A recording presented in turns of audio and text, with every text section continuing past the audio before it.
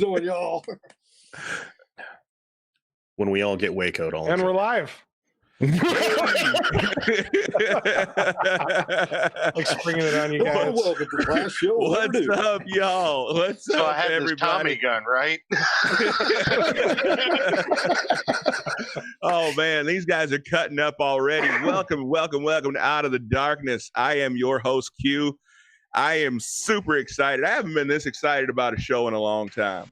We are going to be approaching and attacking one of my favorite topics. Actually, Soter, it's kind of interesting. This is actually one of the first topics that we ever talked about when we first started the show. Once we started doing long show formats. Yeah, once we started doing live streams, this is actually one of the first shows that we ever did. We were talking about the Second Amendment. And dude, we have a fantastic show. We have a fantastic panel. I'm excited to bring these guys in. Don, the Pleb, how you doing, sir? I believe it's Pleb. Well, my brother went to the Naval Academy, and it was definitely Plebe there. But we'll give you Pleb. Why not? Well, because I'm not in the Navy, and nor will I ever be. You're not a seaman?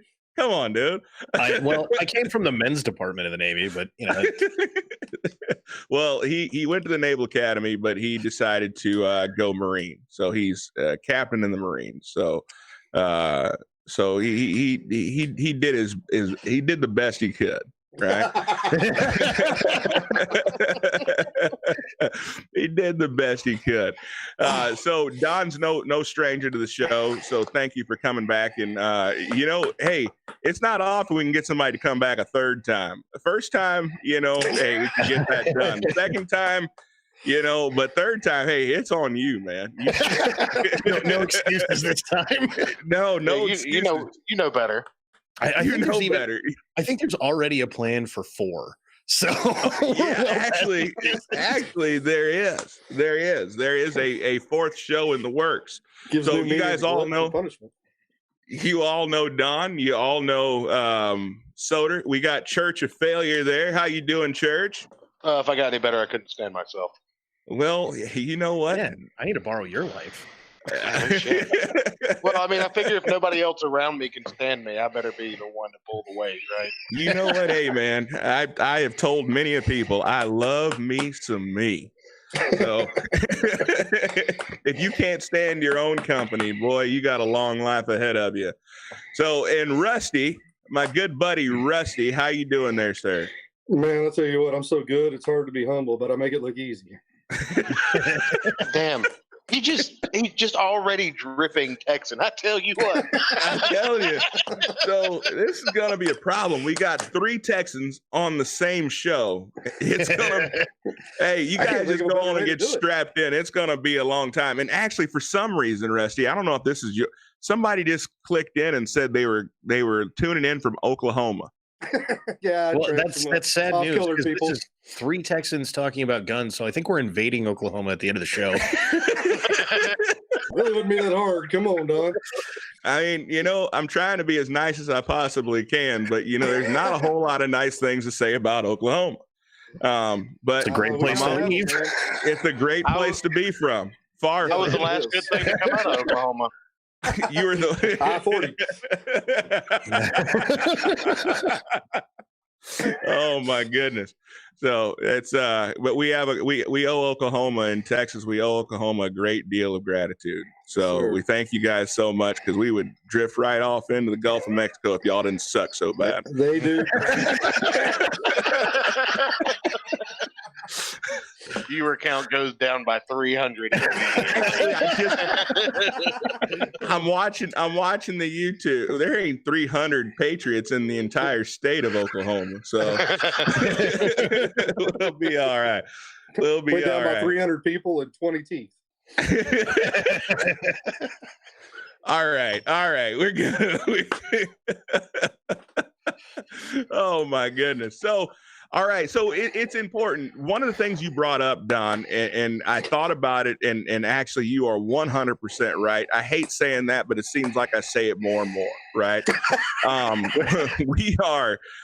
we are political junkies, right? We are. We spend a lot of time looking at the facts, looking at the story from both sides. I actually enjoy engaging people from both sides of the aisle. Because it's not just enough to know what they believe. It's important for me to know, why the hell do you believe it, right? Nobody figures it out. But, I think that's important, right? But one of the things you brought up to me last week, you brought up to me was, you said, Quentin, not everybody knows that stuff. Like that, you're talking about things not everybody knows. And so hatred comes from all those butt whoopings, Texas and A&M. Look here, man. Here we go. Come on. I got a buddy that's an Oklahoma fan, and he just hasn't accepted the mighty superiority of Texas A&M. They almost got the colors right. So, but it was important to note that, yes, because a lot of us really engage in these political arguments and delve into these political topics, there's a lot of things we take for granted. And so it has been my pleasure, and I feel my duty to put the information, to not bash Joe Biden, but to simply tell the truth about Joe Biden. Okay. You got to pick one. So simply telling the truth about Joe Biden, I feel, is the most damaging thing any of us can do. And so tonight we want to tackle Joe Biden and the Kamala Harris administration's view on guns, because I know the Second Amendment is important to me. It's important to all of us. And I just want to delve into that, because I think that is something that they are strong on. They've made a strong push for. I am not currently residing in the state of Texas. I am in the People's Republic of Minnesota right now. Oof. And you know what? Pray for me, man. It's cold up here. So let me start off by asking you this. So the gun topic, we've been losing that battle for a few decades, Don, and I would argue and say that it started with the NFA, right? Now, for those that are not very familiar with the NFA, would you give a little background on what that is and how that affected us, and how it was a major assault on the Second Amendment? So, I mean, I guess the real question is, how ridiculously deep of a history of the NFA do you want? Because there's like 2 or 3 major branches here. But the National Firearms Act was passed in 1934. It's generally known as the National Firearms Act of 1934. It was challenged in the Supreme Court in 1936. Or at least the case was resolved in 36. It was basically challenged in courts immediately. The court said it is acceptable to exist. So what does it actually do? It says that all automatic weapons, destructive devices, suppressors, and a handful of other things that have got added over the years require a federal tax stamp and a background check. And what that means is you go to the Department of, at the time, the ATF, right? Alcohol, Tobacco, Firearms. We all know this as BATFI, the Bureau of Alcohol, Tobacco, Firearms, and Explosives, because they got that tacked on at the end. And you give them $200 originally. I believe it's $400 now. And you wait for them to decide that you are a good person. And then they come back, and in modern era, this takes anywhere between 6 months and 2 years, seems to be the general time frame they get back to you. And they say, yes, it is acceptable for you to purchase an automatic weapon, is usually what we're talking about, those suppressors equally. And then in 1987, they added the Hughes Amendment, and the Hughes Amendment said that the only automatic weapons civilians can ever own are the ones that have already been created within the borders of the United States. They have to already be here, and they must be registered with the ATF under the general NFA laws. And so this is why you still, to this very day, can go buy an M16 that was made in 1965 or something, but it costs $30,000 because the supply is quite literally what's already there, and it can never be anything else. And in the world of why this was such a big deal is it laid out the method for going after guns back in 34, which is to say the St. Valentine's Day Massacre occurred, which is, I mean, really old 20s, 30s kind of gun violence. It's the mobsters of Prohibition, which was quite literally one mobster lined 8 other guys up in a room and shot them. And they called that a massacre. And then they said, see, this means that automatic weapons are too dangerous and ridiculous, and the only people who have them are gangsters anyway. So basically, no one is going to be impacted by us creating this law except the gangsters. And there's a bunch of newspaper articles you can read where they make that argument. And it's the same argument you hear right now about AR-15s. Look, almost precisely. The only people who need these are school shooters, right? Subsequently, though, there was a lot of, and this is where the various originalists become kind of a problem, because there have been quite a few challenges to the NFA or specific parts of it over the years. And what you get is them citing that states had gun laws in 1798, immediately after ratification of the Constitution. And therefore, the founding fathers clearly thought that some infringement was lawful. Well, at the time, you didn't have the supremacy doctrine, not the supremacy clause, the supremacy doctrine, which says that the Bill of Rights applies to the states. That came much, much later. You're talking post-Civil War, right? And so if you had a state gun law at the time, it wasn't an infringement on the Constitution because the Constitution didn't apply to the states, it only applied to the feds. And so now you get this scenario where, because the Bill of Rights now applies, but it didn't, it's, well, that must mean they thought it was okay for the feds to infringe on gun rights, and that's simply not true. If you had passed some sort of national infringement in 1789, 5 minutes after the Constitution was ratified, somebody would have shot you. I mean, it's basically that simple. So I think that about rounds out the majority of it. So Church, let me ask you. I mean, you're probably one of the more sensible folks on the panel, especially as it pertains to. You're probably the most moderate, I would say, right? Okay. Is that right. a fair assumption? I mean, in some things more than others. Okay, so wouldn't you agree? Wouldn't you agree that you would expect the government to put some stipulations on what guns can be owned and who could own those guns, right? Actually, no. I would not. I would not. Sensible person. I don't think that. I don't think that is what the Second Amendment stands for. I mean, when you stifle the ability of the American citizen to have the same capabilities as those government entities, you stifle our ability to defend ourselves from a tyrannical uprising.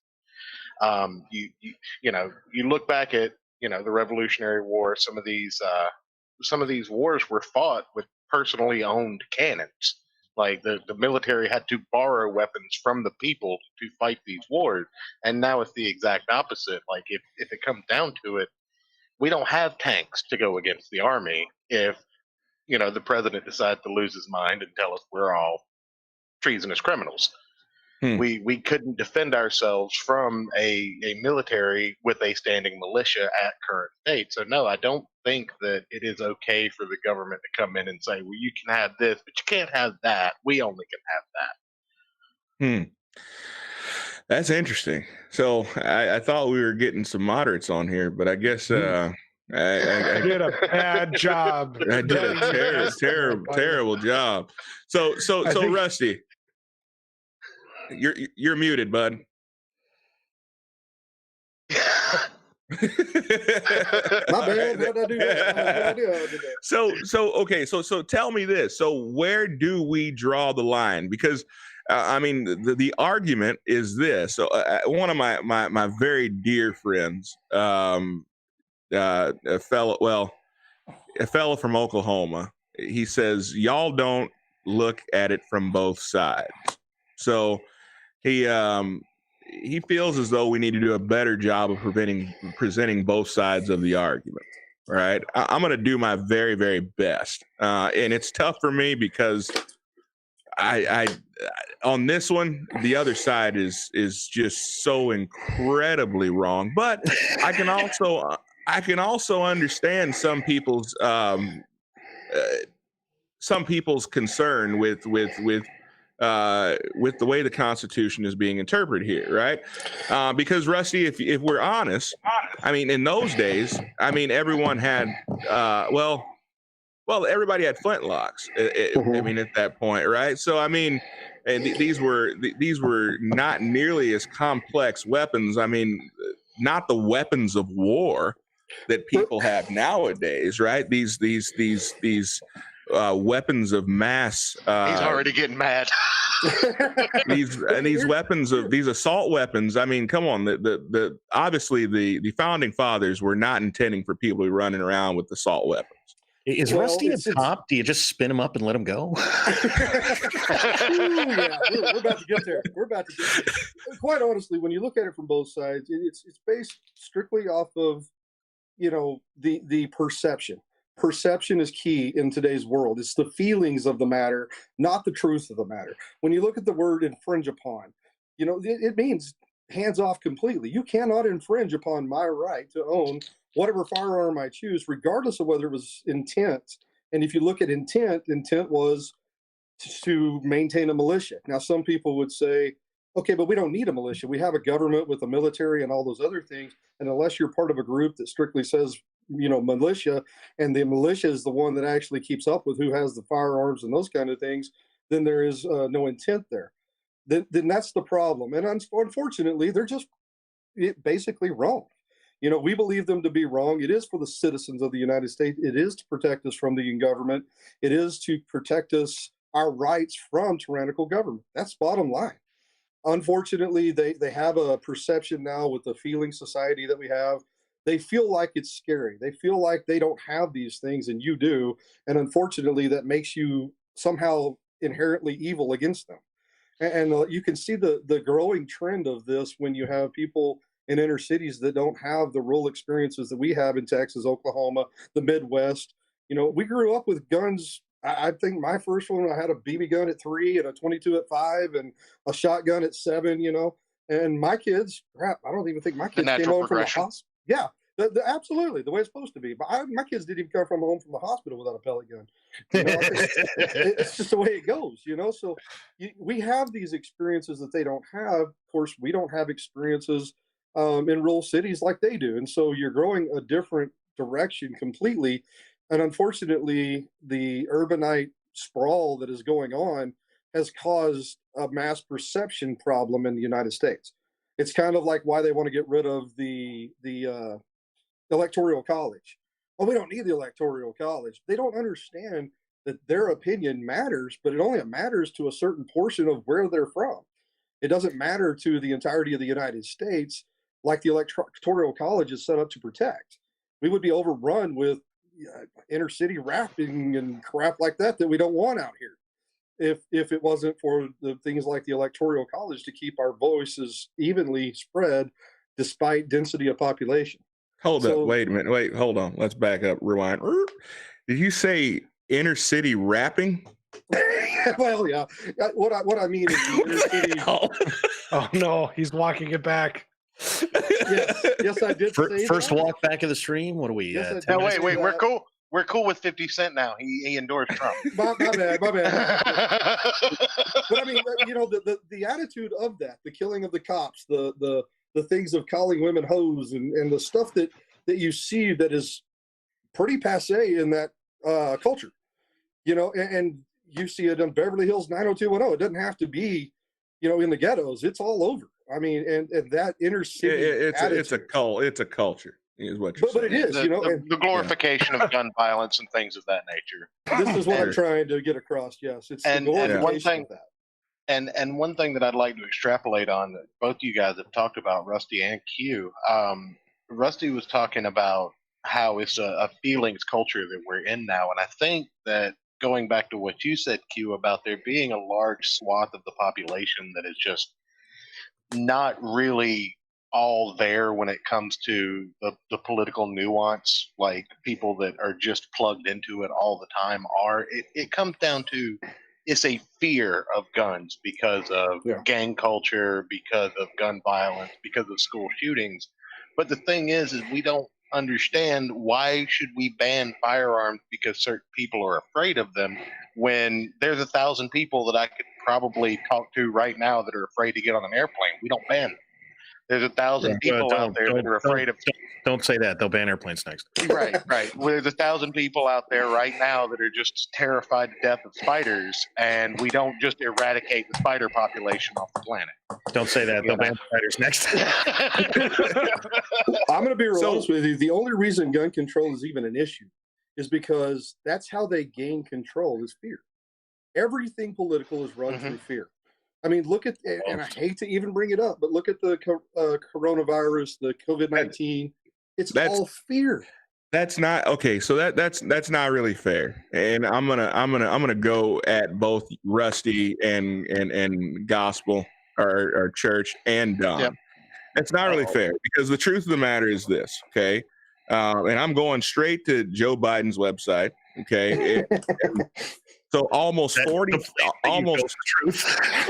Almost no. But this is the argument. This is the argument, though. Okay, and it's a valid argument, somewhat. Almost 40,000 people die as a result of firearm injuries every year in the United States, and many more are wounded. Stop. Some of these deaths and injuries are a result of mass shootings that make the national headlines, other a result of daily acts of gun violence or suicides that may not make national headlines, but are just as devastating to families and communities left behind. Let me ask you a question real quick, though. What is the number of people who die in car accidents? I don't know. I'm imagining. Is it 38,000? For sure, it's more than that, but. Well, I mean, 38,000. It's an average of 12.4 deaths per 100,000 people. Okay, but they're not coming after cars. Well, yeah, they are. Well, not for the same reason. They actually are. They're trying to make them self-driving. But they're not coming after them for the same reason. So they're trying to make fully automatic cars. Well, so presumably, don't you need a license for that? I mean. Presumably, it's not automatic. Does the common person need a fully automatic car? It's presumably it's not fully automatic cars, right? It's the RoboCop aiming system that they're trying to make for cars. That's what we need for guns, and then they'll be safe. That's exactly. Oh no, because what happens when you come across the Men in Black experience where you got to shoot the alien disguised school child carrying the physics book? Well, then it's all about target selection.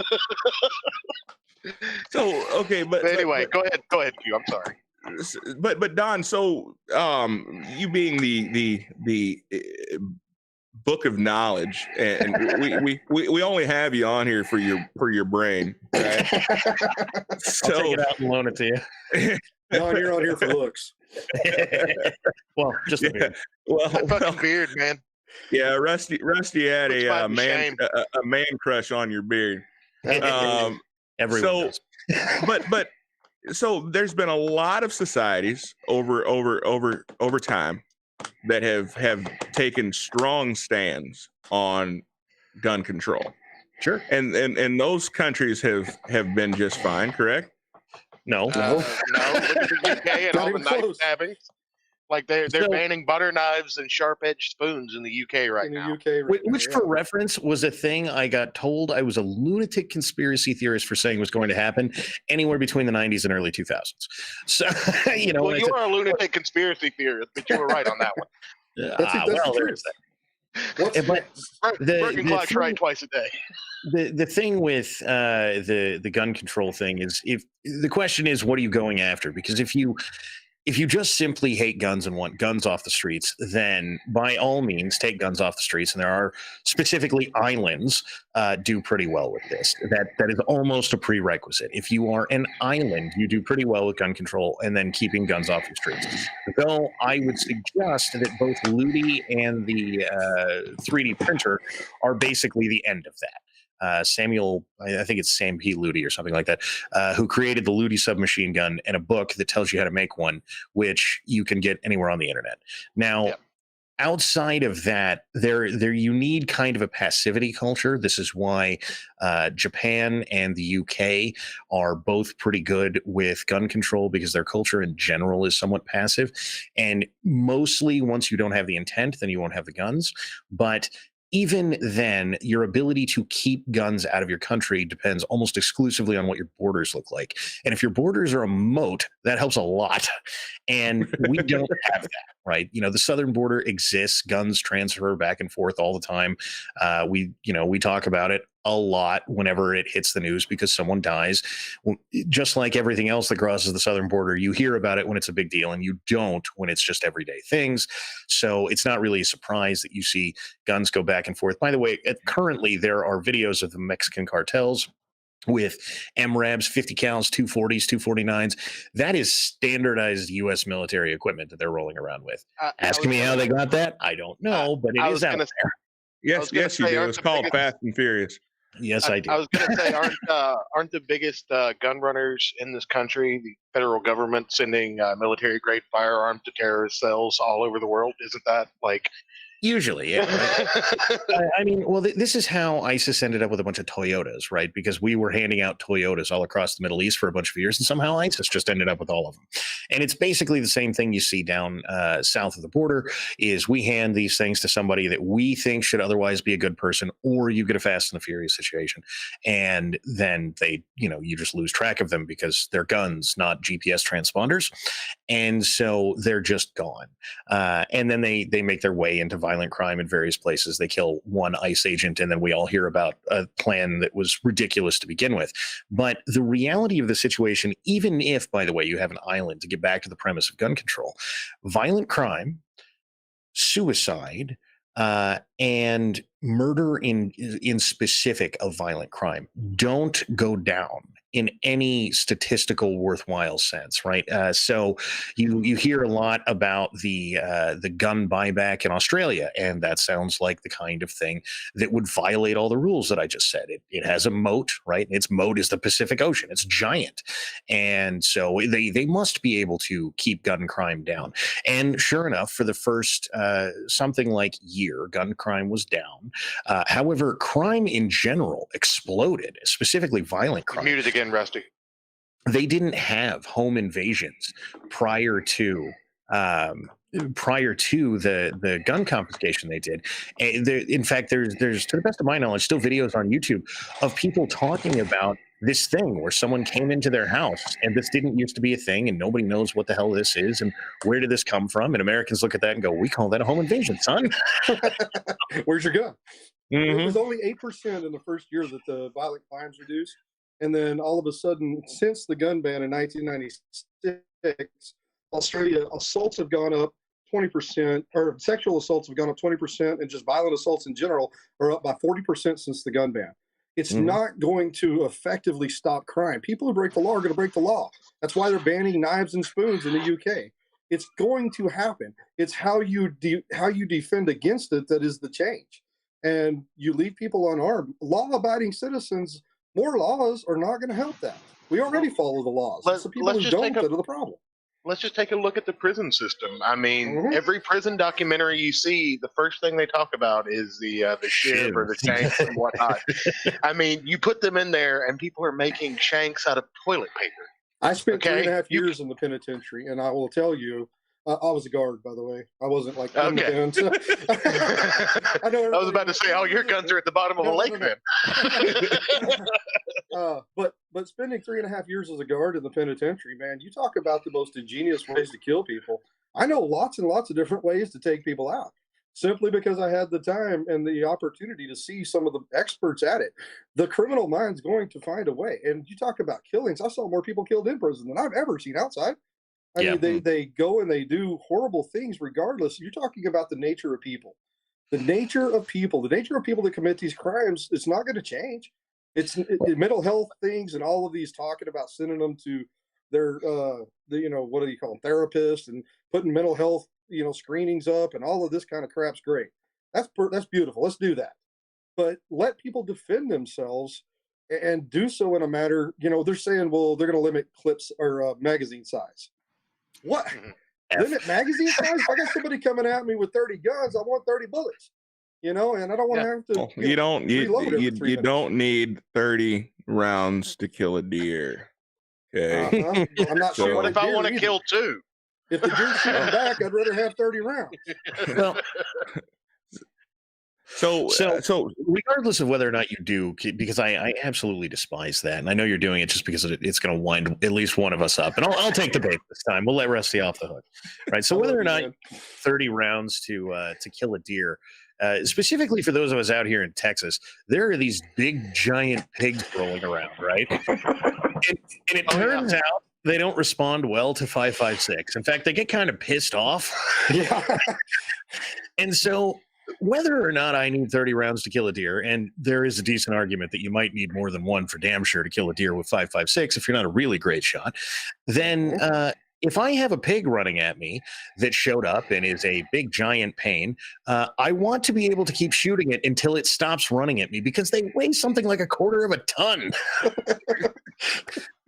Yeah, that's at least 2 people worth of pig. Yeah, absolutely. All right, so fair enough. As a hunter of hogs, I will give you that. Okay, but the argument has been made for a very long time, right? That that you don't need. I mean, for hunting, for sport, what do you need all those magazines for? And I think that's the ingeniousness of the left, right? The ingeniousness of the left is that they force you to have the argument on their grounds, right? And so when you go into an argument with someone under false pretenses and under the guise, it's false, right? Because that's we get off of the topic. We're not talking about the real reason why the Second Amendment was put in place, right? We are talking about nobody wants to talk about why the Second Amendment was put in place. No. And I feel like with our audience, we don't necessarily have to go into that, right? But I think we all know the purpose and the reason for the Second Amendment, and that is to protect our First Amendment, right? So to protect our rights as American citizens in the event. The Second Amendment protects all the rest of them. It protects all of them, right? So fair enough. But I want to get into specifically Joe Biden, because I love how Joe Biden in his plan, he makes these things sound like, boy, they're well thought out, outside the box thinking, right? But I haven't seen really anything here that's new. So the first thing he talks about is holding gun manufacturers accountable. So he wants to essentially make it possible that if, for example, if there was a school shooting, which, I mean, obviously we all know that is a reprehensible act. To take anything from someone that you can't give back is an awful thing. And none of us are going to disagree with that statement, I'm sure. But in 2000, but he wants to make it so that in the event, for example, that someone went in and shot up a public place, right? That the victims of the family, or the family of the victims, could then go in and sue the gun manufacturers. Now, let me ask you this, Don, why do you suppose that is? Why do you suppose that he wants to go directly after the gun manufacturers and make them civilly liable in the event that their product is used in a way that was not intended? Well, there's a long history of this, right? When the left doesn't like something, they sue it. And I mean, it's just what they do. It's how they get rid of things they don't like. And subsequently, they know, and they have a long history of doing this. If they sue something, some minutia of society long enough, that small portion of society changes what it's doing. And this is in no small part why you see every corporation running around right now going Black Lives Matter, even though this is not some greater part of their business model. But see, they're averse to being sued for being racist, so they do all this anti-racist stuff, and then if they get sued, they go, "Whoa, we did all this stuff," right? And so it's the same premise they're going after here, right? Dear gun culture, gun companies, if you sell guns to anyone who I don't know, commits some sort of crime, and let's be honest here, it's not just going to be mass shooting, this is going to be any gun crime, at least at some point, then you can be sued by those people. Now, this is particularly more ridiculous than everything else because you don't have to go through a background check to get, I don't know, to run a company, right? There isn't a, are you a racist or non-racist, but there is an, are you a felon? And that is, presumably the thing that should, regardless of whether or not we wanted to say that these companies should have liability, that should shift the liability to the FBI. And I know somebody somewhere is going to scream, but a gun show loophole. Well, the reality of a gun show loophole is to get that gun to wherever it is. And it's not a loophole for reference. To get that gun to wherever it is, some manufacturer sold it to a federal firearms dealer, someone with a federal firearms license. That person sold that gun to a private citizen. That private citizen went through a background check. We are now incredibly far from liability of a gun manufacturer already, but the part that is the gun show loophole is that citizen then goes to some other citizen and sells him the gun, right? So if anybody is liable, it should be that last transaction. But the last transaction doesn't have millions and millions of dollars. The last transaction isn't actually creating firearms. The last transaction isn't actually the target here, except insofar as let's just make sure nobody has a gun, then we don't have to worry about the last transaction. Now, when you say that, let me ask you this: does it make sense that the Harris camp wants to push forward legislation that will require anyone who sells more than 5 firearms per year enact a background check on all of their sales? Does that make sense? No, it does not. This is a thing that people who aren't into guns think, right? Because here is how this works in the gun world. And I've got a friend that does this on like a monthly basis, right? You go out, you buy a gun, it doesn't shoot the way that you want. And so you can't really return it because that's not a thing that happens in this society for a wide variety of reasons, unless it's a defective firearm, right? And then you're dealing with the manufacturer and you're sending it back and forth to get it repaired. You're not actually returning it. And I know there is some little way that you can end up with a new firearm out of that, but not usually. And so you go, well, this gun that I just bought for $1,000 is not something I enjoy. So you go back to the gun store and you say, all right, so I bought this from you 2 weeks ago. What'll you give me in trade? Because it's brand new. And the gun store says, well, okay, well, how about I give you half price? And you go, you know what? No. And then you go over to gun broker and you go, okay, so this thing currently, usually sells for $1,000. If you're selling it in the middle of cooties, you're selling it for $1,500. But if you're selling it in normal times, you're selling that for $600, $700, right? And so you go get your $600 or $700 back from your gun. You go out, you get a new gun, and you get something else that's in kind of the same boat, right? You went out and got a pistol the first time. You don't like that pistol. You go get a new pistol. And this happens 3 or 4 times in a month for plenty of people. And that is just them looking for a new pistol. That's not them going, I also need $500. So I've been sitting on, I don't know, a 1911, which is always worth a damn fortune for some reason. So I'll just sell that and pay rent. Right. And again, I know people that do that, right? I don't really want to sell this, but it just sits in the back of the safe anyway. And so it'll help me pay rent. But most importantly is the guy who falls on really hard times and has $200,000 worth of guns, which I'm sure by itself panics the hell out of the lefties. But he goes, well, I'm going to lose my house, or I'm going to sell at least some large portion of my gun collection. Well, okay, now he has to go back and run a federal background check on every single one of them. That's ridiculous, right? It's not a feasible thing. You're going to end up putting that guy out of a home and leaving him with $200,000 for the firearms and ammo. He might have a grudge. And not only that, but then you run the risk of having someone who, because there's no checkbox on the form for I'm not a felon yet. Like there's no way to challenge intent, and we can't go into the realm of thought crime because that's what this is all about, right? Like it all boils down to thought crime. Well, you say we can't, but red flag laws disagree with you. Red flag. No, I know. Completely. I'm saying us here at this table, we can't abide thought crime. Like that's not something that we can abide here at this particular table. Can I go back to Q's mention of the suing the manufacturer real quick? Yeah, sure. We talked about it offline for just a moment, and we talk about precedent. They've already set the precedent for that. Remember when they went after the tobacco companies? Well, you intently put out a product that hurts people. So they went after the manufacturers of tobacco. And what has happened with cigarettes? What have happened with tobacco since then? Not only did they become exponentially, outrageously expensive, the products have, but they've almost dwindled to the point that it's a faux pas in society to even look at them. You can't even talk about tobacco. Now it's all vapes and dope anyway. Can I just pause you right there for a minute? But what you do understand what I'm saying, though? You're spending what, $7 a pack now?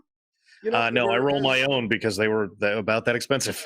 Yeah, but that's the whole concept. They're gonna go after the manufacturers because by doing so, they're going to effectively take out all of the means by which normal people have the opportunity to obtain guns in the first place. They're going to make them so exorbitantly expensive. Only people who have the means to afford them can get them. And that's going to drive the market way down. That's going to push the manufacturers out of business. That's going to limit the amount of guns in the U.S. anyway.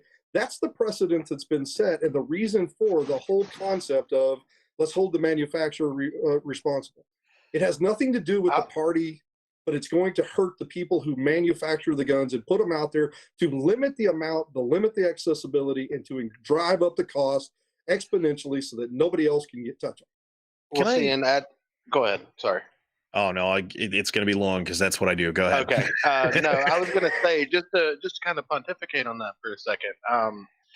When you say that it's going to limit the amount, I don't think that's actually the case. I think what's going to happen is you're going to end up with a flooded area of people with these 3D firearms, with pipe guns, and things like that on the street, and those are infinitely more dangerous. But like you won't. How many people have a 3D printer in their house right now? I mean, not as many as will if they come after guns. Exactly. You're right. But there's a fair amount. They've become very cheap. You can get a 3D printer for under $300 now. How many people plant tobacco in their backyard? Nah, that one. You see what I mean? Legally, we don't abide that. Like we legally cannot. We legally cannot talk about that. You understand the concept, though. They're going to make it so exorbitantly expensive. The common man, number one, who has time to sit around and print guns all day? Well, just Dawn. Okay, I mean, just Dawn. Everybody else has jobs and lives and things like that, and we're going to do things. We're going to have hobbyists.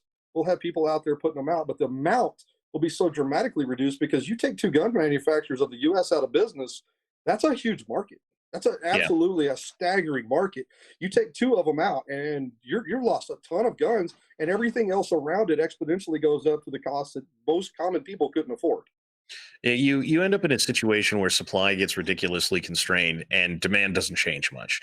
So even if all you did was kill Remington, right, which is on its way to happening right now because of these kinds of lawsuits, you are talking about every other gun manufacturer has to double or triple their output because they now have to keep up with the hole in the market from what Remington was providing. And Remington's a big name. So, I mean, it is every other manufacturer would have to kick out a boatload more, right? I don't know, CZ went out of business. The market for them in the U.S. is not massive the way that Remington has been since the beginning of time, but you're still dealing with that giant supply hole. And because of that, the price of guns everywhere goes up. Well, I mean, as we're going down, I really want to focus specifically on Joe Biden's platform as it pertains to guns. Okay, because there's going to be those people who say this is just common sense, gun laws, common sense gun reform. They're not trying to come after your guns. But they are, they are specifically coming after your ability and your ability to own firearms. Before we get after the rest of his platform, then can I just ask what should be the otherwise obvious question? I know everybody likes to do this with the First Amendment, so I'm just going to do it with the Third. Which one of these restrictions would be an available option to put on the Third Amendment? And since nobody knows what the Third Amendment is because it never comes up, that is stationing government, military, or service members or police in your home, right? Do you need a background check to not have a cop stationed in your house? Do you need a background? Do you need a license to be able to sell homes that don't have cops in them? On and on and on. And Don, that's ridiculous. Well, look at the founding of this country. The NFA was ridiculous. And again, if you proposed it, somebody would have shot you. Well, but that's an interesting topic. So, according to his plan, he wants to put current assault weapons, which I hate that term, but weapons of war on the NFA. So guns that a lot of people own right now, AR-15s, AK-47s, AR-10s, basically any semi-automatic weapon with a AR-14. AR-14s, right? Any of those weapons with extended capacity magazines placed on the capacity magazines. Well, I'm trying to play the devil's advocate here, right? But he wants to put those on, update the NFA. And put those on the NFA. And if you don't think it can happen, it's already happened once. I mean, there was a gun ban placed on us by the Clintons, which thank goodness it sunsetted. But he's talking about bringing that back. 1994, he was part of it. Him and Dianne Feinstein. 1993, yeah. Yeah. Handgun violence protection. It's the 94 assault weapons ban. Oh, yeah. I'm sorry. I was talking about the handgun ban. That's a different thing. So, but then there's this buyback of assault weapons and high capacity magazines already in our communities, right?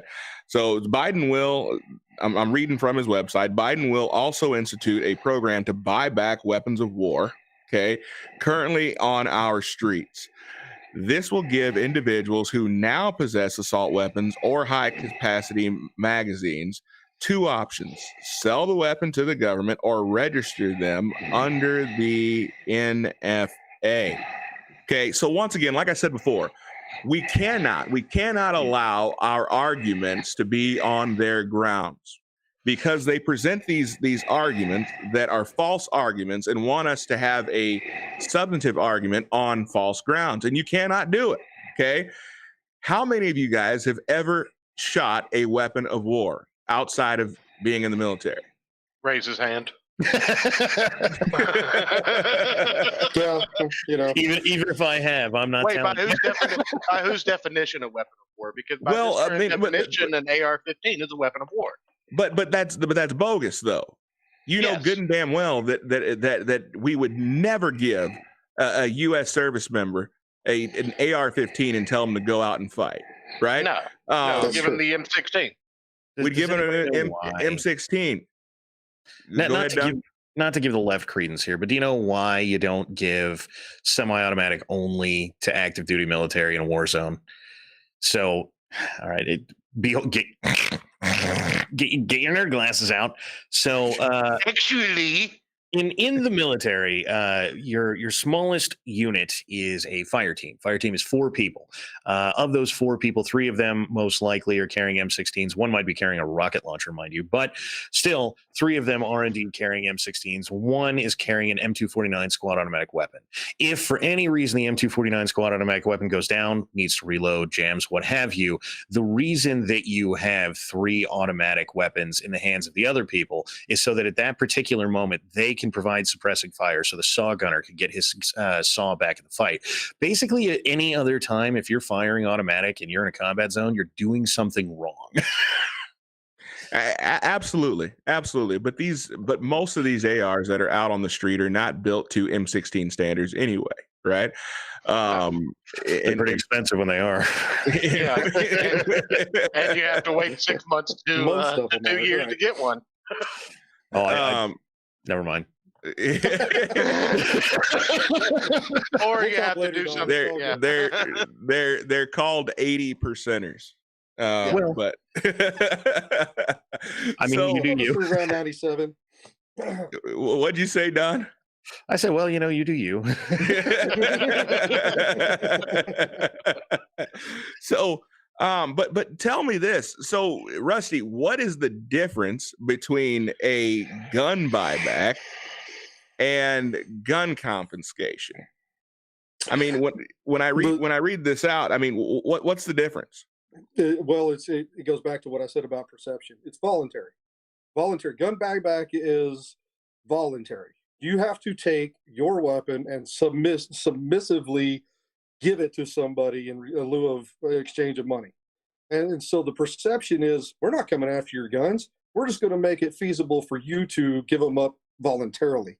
And the whole, confiscation, I mean, you're waging war on people by doing that. The red flag laws, the things along those lines that are allowing people to say confiscation is truly going to happen.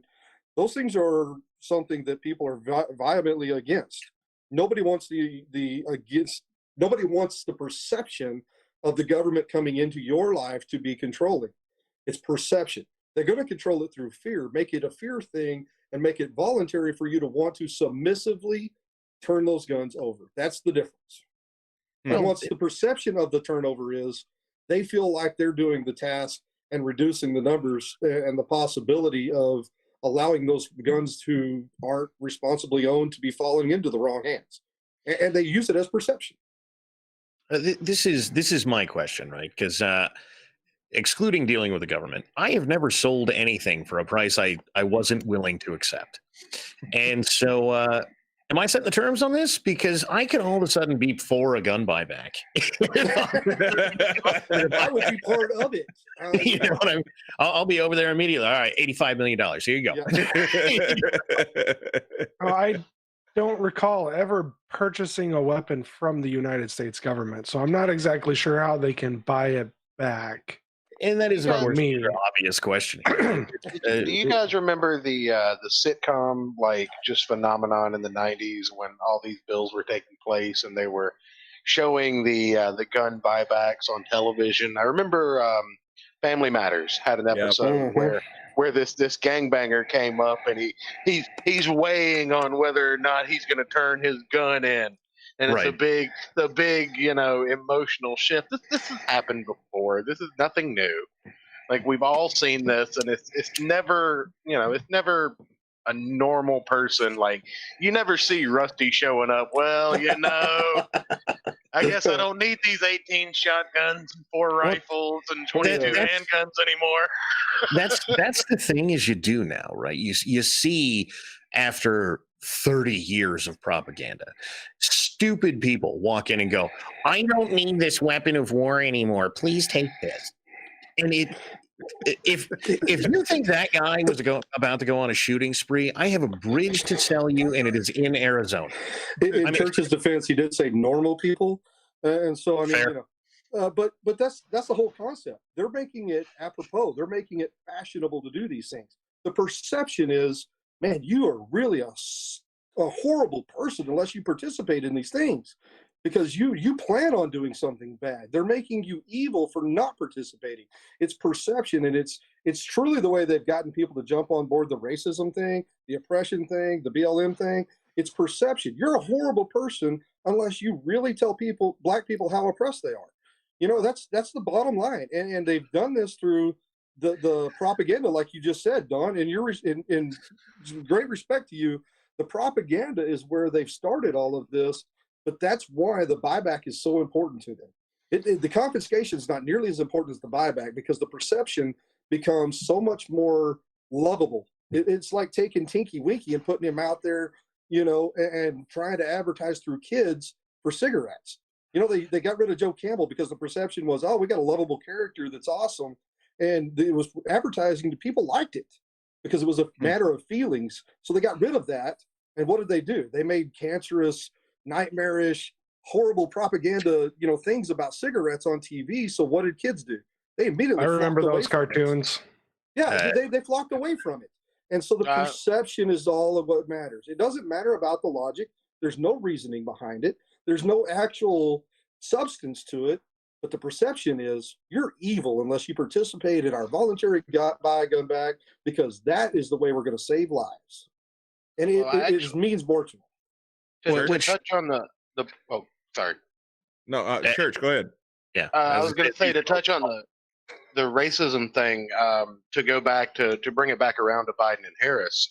Harris has stated many times that stand your ground laws are racist. Stand your ground laws are racist, and she intends to use executive order to basically have states seize or implement these buybacks. Yeah, she's got that multiple times. She's going to. She's going to completely circumvent the judicial branch and use executive orders to. If Trump has taught us nothing else, it's that you don't circumvent the judicial branch by running executive Trump orders. doesn't circumvent the judicial branch. They let these Democrats get away with a lot of stuff, man. They're going to pack the courts anyway, so you're going to have they're going to be able to do whatever they want with that. Yeah. So so you mentioned something interesting in talking about the gun backs. I would have to agree. The idea of buybacks are insane, but the more scary part of it to me, in my opinion, is the gun registry. Right? I mean, because those are your two choices. You either turn them in and sell them, or you register your guns. How could that possibly go bad, Don? I can't. So there's a pretty decent history with registries, and everybody gets all completely butthurt about registries because it doesn't always mean gun confiscation, except it always does. It doesn't always universal gun confiscation, but it does always mean gun confiscation. There is some quantity of it every single time. And, I have gotten this from the left a bunch of times. Hitler was really pro-gun simply because he said Germans could have guns. And no, he was not pro-gun. Yeah, well, hold on. He was pro-gun. Pro-guns in the right hands. You got it, right. And that was the shtick, is that it was it's the same thing you get with an in-group can have a thing, is just they define everybody out of the in-group that they don't like. And that is exactly what he did. And he used that exact same thing to go house to house and confiscate guns from everybody else. And even disloyal Germans basically just had their Germanhood questioned and were like, well, just in case, we can't let you have a gun. And but outside of that, you saw registry things, I believe, in Australia at some point, and then shock of shocks, there was a mandatory gun buyback, and it over and over and over again, this is what happens. And equally speaking, here in the United States, because everybody says, oh, Dawn, it could never happen here. Well, that is what the Hughes Amendment is, right? I mean, the Hughes Amendment is, no, we totally want a gun registry for good reasons. And then they came back to us 50 years later and they said, so that registry we've got, if you're not in it, you're not allowed to have one. And we're not talking about something that might happen one day. This already happened. It happened in 1987. And us acting like that didn't happen, or us acting like this is something that the right makes up, is no, you already did it. And by the way, because somebody will point it out, the president in 87 was Reagan. So F you for that, Reagan. Absolutely agree. But this is the thing, is that there's no time in which you can reasonably trust your government to say they should catalog effectively any piece of property that you own. And if you don't believe that, look at the number of people every year that get their car towed for not paying the government money to own their car anymore. I mean, it's a thing they already do. Every time they register something, they start charging you for having it. They confiscate it. They tell you who can and can't have it, et cetera, et cetera. Happens every time with everything. It's not even specific to guns, as cars regularly demonstrate every day. Cars, houses, anything that costs more than, what's the limit now? I think $50,000 or something along those lines. True. Well, and so this is the interesting part of it, right? Because I'm not, I'm not here to give my opinion about it. I am simply going based off of their own words, right?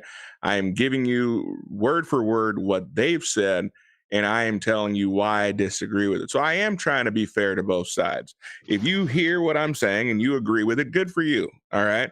But if you hear what I'm saying and it troubles you, well, then you've got one choice, and that's to get out and to well, first off, vote, and number two, to practice your own to practice your right. You know, I had someone ask me, they said, well, golly, Q, there, all these people, after COVID, all these people are going out and buying guns in the hood. Like, you can't hardly get a gun. I mean, and all these people are out there buying guns. Does that scare you? I mean, with all the violence and everything going on in Minneapolis, my heart shine with joy. Well, and that's just it. It's like, no, you don't understand. I don't think that the owning of guns is only beneficial for those of us that live in rural America. I believe that the owning of guns is, number one, a constitutional right, and I think that I would love to see everybody in America own firearms, right? I think that would be the only way to see this whole stupid argument that comes up every 4 years go by the wayside. But getting back into it, that was one of the key promises that Senator Harris made when she was stumping. She said that that in the first 100 days that she wanted to see a comprehensive gun control reform. And if it did not come from Congress in that first 100 days of her presidency, then she would use executive order, the power of the pen, to regulate guns. Now, she didn't go too far into what she meant by that and what that would look like. But we get a very clear understanding of what that would look like when we watch Joe Biden, and he says that he wants to make Beto O'Rourke his gun czar. And what did Beto O'Rourke say about AR-15s, Rusty? We are coming to get your AR-15s. We're coming to get your guns. He said it flat out. Hell yes, we're coming for your AR-15. Your AR-15s. So I think I made this joke before, but didn't he also threaten to nuke the American people? No, that was Swalwell. Yeah. Oh, okay. I think that was a Californian, wasn't it? Mm-hmm. You can't trust Same cloth. So love you, Doc. So as far as I'm concerned, I'm simply taking these people at their own word, right?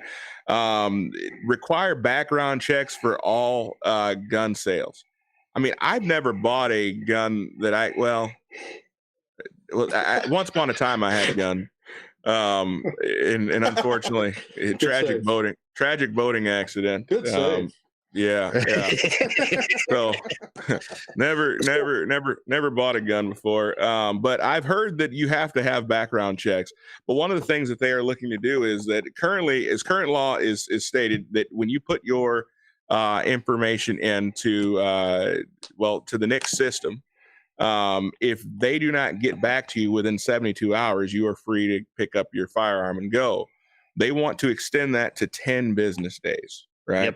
Yep. Before we continue, does everybody know what NICS stands for? Because it seems kind of relevant here. National Instant Check System. It returns a result in 30 seconds or less. 30 seconds or less. So, but that's interesting because I've heard Obama make the claim that it's easier to get a gun in some neighborhoods than it is to get a book.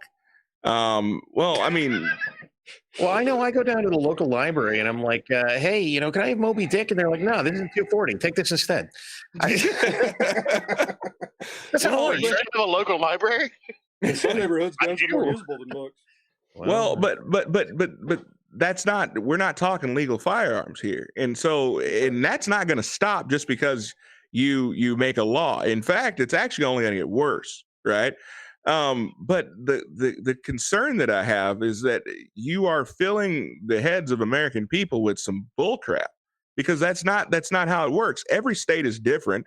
It was much easier for me to acquire firearms in the state of Texas than it is for me to acquire one in the state of Minnesota. In the state of Minnesota, I have to either go and go to the sheriff's department in order to get a permit to purchase. They do a comprehensive background check, and usually within 3 days, Soter, you can have your permit to purchase back. And I've never done a permit to purchase. Okay, so he just goes back a lot. But I own no think, guns. right? Don't ask, don't tell. Here in Texas, we have vending machines in the high school with guns in them. That sounds wonderful. Maybe I do need to move to Texas. So you go get this permit to purchase. You can take it into your gun shop, and then you still have to go through the federal NICS system and get your weapon. And sometimes you're still denied by the NICS system, even though you just went through this extensive background check from the sheriff's department. The other option is to get a carry permit. That's good for 5 years. So you can go and you can purchase firearms for 5 years without having to go get that permit to purchase. But I mean, it's still not something that you can wake up in the morning and decide, you know what, I want to get a firearm and go pick one up, right? There's a lot of red tape there. Some states are worse. There's many states you can't get a firearm for day of at all. So for us to pretend like people are just going out and buying firearms anytime they want, and there's no background check, there's no oversight, is completely false. I don't know of any state that you can just go pick up a weapon and walk out with it without any type of background check whatsoever. Relevantly speaking, this is the McGun show loophole exploded. That is the gun show. To some even more ridiculous talking point that it is, right? Because the premise of this is that any two Americans could get together and decide that one is going to sell the other one a gun, and you don't need to go through a background check unless you're in New York or California, who have that law, which, by the way, has not reduced gun violence any, because people selling guns to other people, notoriously more difficult to buy a gun if the other person finds you a little bit weird than it is to get a gun in a gun store if you're not a felon. So, because look, it turns out that most people who are gun owners are actually kind of responsible. And if you walk in snorting crack off a hooker's behind and otherwise being Hunter Biden, then they don't sell you the gun. They're like, you know what? I'll wait for the next guy. I'll see you later. And the evidences of that are that effectively zero guns sold without a background check appear in gun crime statistics. I mean, it is a statistical zero every single year. I think 3 or 4 years ago, there was one in all of the, at the time it was 33,000 gun deaths, 35,000, something like that, gun deaths that year. There was one that involved a weapon that was not sold with a background check. And by the way, they didn't even tell you whether or not it was felonious. They just told you there was one, which means it's entirely possible a guy bought a shotgun from his neighbor, someone kicked in his front door, and he said, yeah, no, here, eat 12 gauge, which is exactly, I mean, if someone is going to be shot, that's the time that you want it happening, right? Right. And I will say that if I may, all of these things, like Don has said to numerous times, even gun owners, NRA, responsible gun owners, don't disagree with background checks for the most part. Wait, we all believe that they're okay. That we don't have problems with that extensively, at least for the most part that I've seen. Now, you have your extremists, and I won't mention any names. Don, it's a concession that's been made by most North. Yeah. Here's my deal with background checks, right? Because as soon as you say you oppose background checks, everybody loses their mind. Right. There are one of two things that are true here. Either we are letting people out of prison who are dangerous people. If they get a hold of a gun, they're going to go out and they're going to go do more violent crime, and so we shouldn't let them out of prison. Or we let them out of prison and they're going to go be normal human beings again and go back to society. And so we need to quit being wimps about this, right? If the answer here is our recidivism rate is 9 billion%, and therefore every single person we let out is going to be a violent criminal, stop letting them out. Exactly. So, well, and you know, let's look at Chicago and Houston. Chicago has some of the toughest gun laws on the books. It's harder to get a gun in Chicago, except for going to the ghetto and buying it from somebody behind an alley.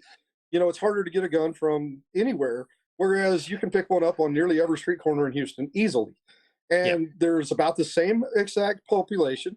It's about the same division of population as Chicago. Houston is dramatically less violent crime due to guns than Chicago. It doesn't work. All of these restrictions they put, it shows no effective decrease in violent crime whatsoever.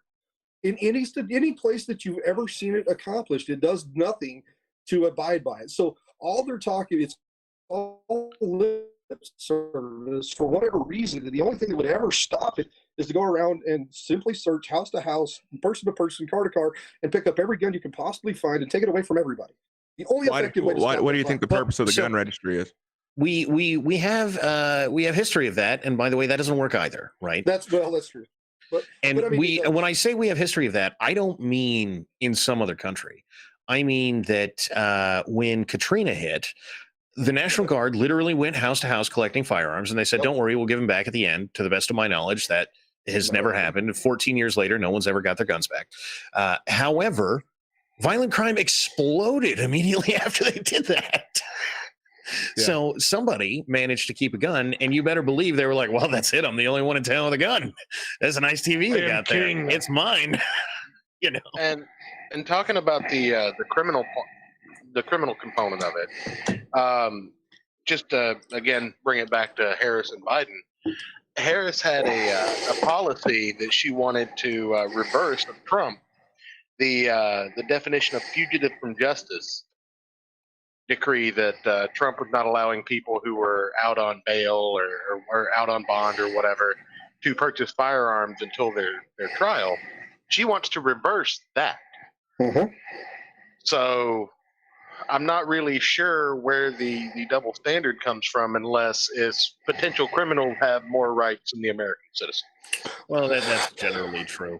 And you know, something that has been taught to me all my life, you know why people use locks, why they use padlocks or door locks? It's not to stop bad things. It's to keep honest people honest. And so there is some legitimacy to saying, okay, fantastic. We agree with background checks. There's no problem with that. I don't plan on breaking the law anyway. So check me all you want. I have nothing to hide. And a lot of people who are responsible gun owners will fall into that and say, yeah, you know what? Let's do that. Let's do background checks. No problems. It's okay. If it gives you peace of mind, if it keeps you off my ass and keeps you from coming into my home and trying to take my guns, let's do that. Well, it's the most minimal of things that we could abide by. There are about 3 things there that are worth noting. One, it may interest you to know, and I'm not making this up, you can go look it up yourself. California, the state of, runs their background check system. The FBI does not. You're right. And in a less than shocking turn of events, you know who has the most screwed up background check system in the country? Texas, but federal and California. Yeah, right. Well, no, somehow the feds came out on top here, but you know, you got to give California some credence. They're pretty screwed up. Who has the worst? Who has the worst policy? Yes, yeah, exactly. Right. And the other thing here is that NICS, for a long time, the National Instant Check System, has been argued as a de facto registry because it is a de facto initial sales registry. You're right. I mean, if you wanted to create a gun registry tomorrow, you just go over to the NICS check system and go, all right, give me a dump of who's bought guns over the last 10 years. That's our beginning registry. And I mean, it's how you would get it. And last but not least is the thing that happens somewhat continuously with NICS, where it is wrong in both directions. And I know that most people on the but my gun safety are going to say, well, if you get delayed for 3 days getting a gun, how big of a deal is that? Well, if you're that lady in New Jersey who was being stalked by her ex-boyfriend and you had to go through a 10-day waiting period, or you can't get a gun for 3 days because Nick screwed up, it's a pretty big deal when someone beats you to death. So yeah, it's kind of important. And the flip side of that is that moron in Texas who the Air Force didn't report his domestic violence to National Instant Checks, so he went out and bought a gun. This thing is not, it doesn't do what it's supposed to do, and it does terrible, terrible things in its implementation? And the answer is, from a lot of people, well, we'll just fix it. Well, the problem is, supposedly it is currently fixed. You know? No, and I'll give it to you. I don't want it believe either. I don't want it either. I mean, I don't think it's necessary. I don't think it's something that would ever work. But here's the thing. It's not something that is adamantly opposed by the overwhelming amount of gun owners anyway. And so we have to be reasonably, I guess, understanding in our expectations of what we can possibly do as extremists, if you want to look at it that way. You and I would be considered extremists, honestly. Oh, always. You know, if we're a moderate gun owner and they want to look at it from both sides, okay, you know what? If you feel better that the government has looked at me and said that I could be a responsible gun owner, fantastic. Let's do that. I'm at least comfortable enough to know that I've done my job to try to appease all of these people who have their feelings all, you know, all their panties in a wad up there, you know, trying and crying for anything that will help. Fantastic. I will do that as a moderate, you know, if you want to look at both sides. As an extremist, I agree with you. I don't want to know what happened. Here's my problem. It's not even directly related to this. I put out a video quite some time ago called "The Lie of Compromise." It is pretty relevant here. In fact, it's pretty relevant almost all the time. Mm-hmm. And what being moderate, looking at it from both sides means is more gun control at what rate, right? That's true. And so if you want to come to me and say, we want generalized background checks, right? Which this happened in 94, same time as the assault weapons ban, right? Brady, well, Brady Bill, yep. 93, they argue it, right? And so they come to you and they say, we want generalized background check. The first answer from the pro-gun community should have been, that was the whole purpose of the NFA, so we're repealing that in exchange for your background checks, right? Correct. Because that's compromise. No doubt. But again, we're in a society way past to where we could be for that. It would not ever fly on any shape, form, or fashion for us to even try to remotely discuss removing gun background checks. So how do we effectively? But that's the problem, though, Rusty. I believe that most people, if we had an honest discussion where we were not arguing on false premises, I believe that more people than not would come around. Name the last honest discussion you've ever had that wasn't under false premises. There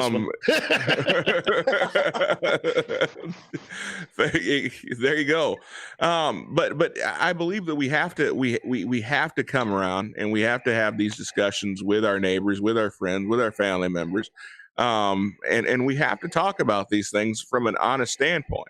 You know, when you have legislation proposed, well, it was already passed, but reinstating Obama policy to keep guns out of the hands of certain people unable to manage their own affairs for mental reasons, right? Well, does anybody know what that means, by the way? Because that's a thing that sounds reasonable. Right. When you say that out loud, most people hear that. And, you know, it was in chat already like, oh, because you want schizophrenics to have guns. That's not what that did. All right. No, it makes sense if you don't think about it. Yeah. Well, if you don't read it, right. If you just listen to the sales job, you're like, yeah, man. Well, who wants the guy who is talking to his other 87 personalities to get in a gunfight with him? Like, okay, I'm with you. That I'm not in promotion of that. Fine. Maybe this guy deserves himself a nice padded room and a nice life where he gets to talk to 87 other personalities and not be violent with them. That sounds a little bit better to me. Unlimited supply of bubble wrap. Right. And okay, fine. If you think that that's what that did, that sort of makes sense. But it quite literally said, included things such as if you have ever had any, and the way it was written, it said had someone manage your finances, right? So if you get in a hospital and your wife has a power of attorney over you, as she up until relatively recently automatically did, right? Because she's your wife and she could make financial decisions for you. That's it. You can't own guns because you got in a car accident. And that has nothing to do with crazy people. And this is the real problem with all these laws, right? Because, you know, the universal background check thing, to roll back to that a minute, is like, well, how big of a deal is it for you to go to your neighbor? You know, you're going to sell your gun to neighbor, so you go down to a gun store and do a background check and just hand them the gun. That unto itself probably wouldn't be that big of a deal. If you've ever read any of those laws, seen their implementations, the reality of that says, if I take my neighbor shooting, I'm now a felon because I handed him my gun without a background check. And that is the most absurd thing on the planet. If I take my kid shooting, I'm a felon because he didn't get a background check. Oh, and he can't.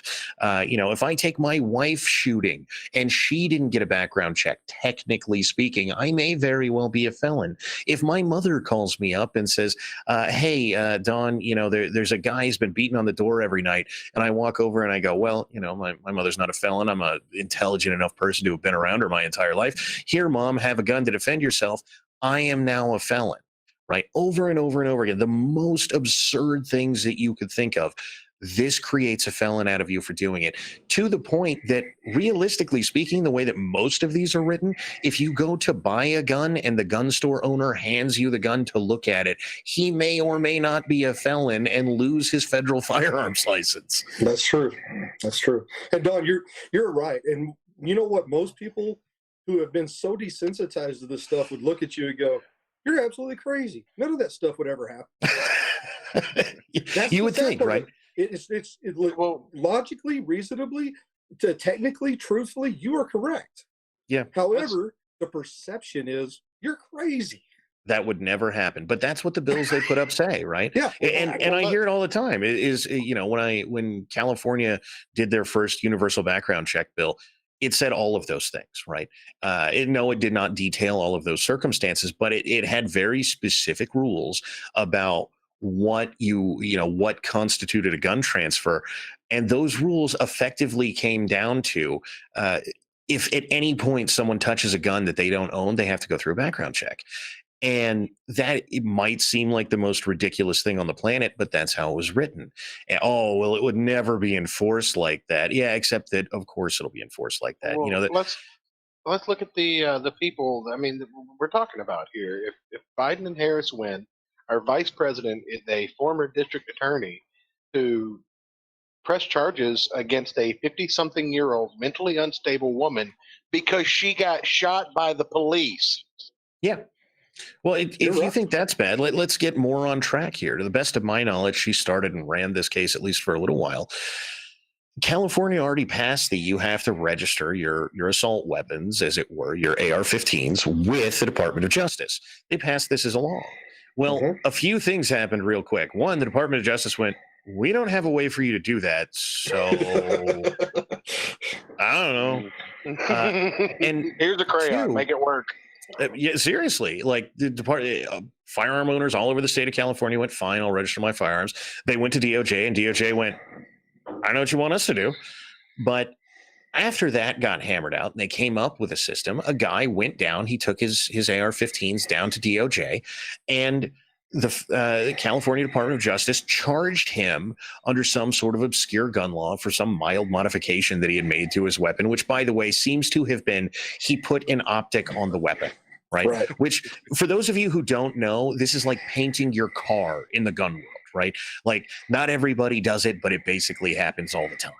And this is the thing that they went, okay, we're going to charge you over this, because he went down in an attempt to comply with a wholly unconstitutional gun law that was ridiculous to begin with. And he said, you know what, I'm going to be a good citizen and do my civic duty. And they said, guess what, we're charging you anyway. And if that guy wasn't a millionaire, I don't think we ever would have heard about it, which makes me wonder how many other times it happened, because the simple reality is that guy was kind of a big deal where he lived, right? He owned a lot of stuff, knew a lot of politicians and a lot of media because of what he did in his personal life. And without that, I don't think you ever hear about it. Not only do you not hear about it, it happens numerous times over and over and over with everybody else. Yeah. And it becomes just the rule of law, the way things are. Mm-hmm. Once it happens so many times, perception is, well, that's just the way it is. Right. And that's the thing is, when the pro-gun side talks about making felons out of law-abiding citizens, when you make a gun registry and someone comes to register their guns, you don't make a felon out of that person. Otherwise, every single one of us is proved right forever, right? Yeah, absolutely. Well, that's absolutely the issue. The issue is that when you make these types of laws, okay, and you restrict the right of people to bear arms, you are literally giving a man with a gun permission to go and enforce your legislation. His name is Gary Willis.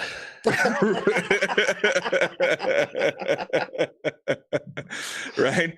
So in addition to that, but I want to go back to that. So they are going to work in cahoots, okay, with the Social Security Administration, okay, to ensure that anyone who has been deemed unable to it doesn't give a time frame, by the way, to handle their own financial affairs, that they have to be deemed unworthy to own a firearm.